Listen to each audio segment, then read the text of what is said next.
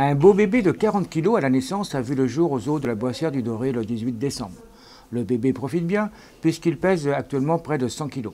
Enfin nous devrions dire elle, puisque c'est une jeune fille rhinocéros blanche. Elle intègre désormais les 700 animaux que compte le zoo.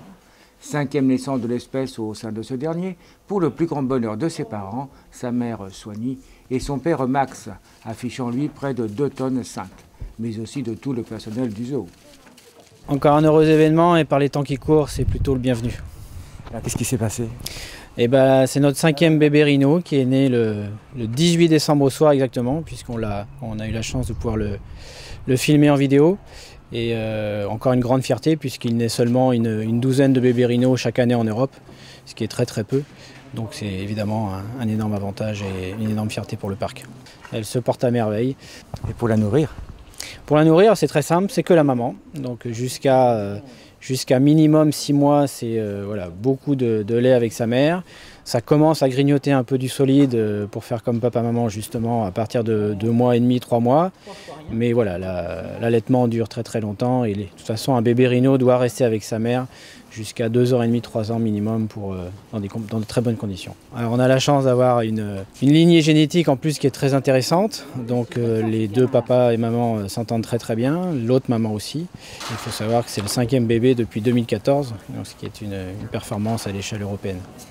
Alors pour qu'un bébé rhino vienne dans un zoo, ça veut dire qu'il faut que toutes les conditions soient réunies en termes évidemment de bien-être animal. Aujourd'hui, je pense qu'on les remplit plus que ce qu'il n'en faut. Aujourd'hui, on a une plaine africaine qui fait plus de 5 hectares et on essaye de leur offrir en tout cas des conditions les plus naturelles possibles et aujourd'hui, c'est un peu la récompense. Oui, alors parce qu'il faut dire quand même au niveau liberté, au niveau sauvage, les rhinos ils sont pas comme on dirait à la fête quoi.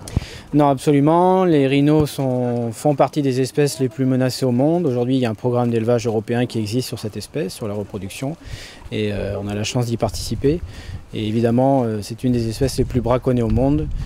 Chaque année des centaines et des centaines de rhinos sont tués en Afrique du Sud notamment pour leurs cornes. Pour des vertus soi-disant aphrodisiaques bien sûr, qui ne sont pas du tout fondées.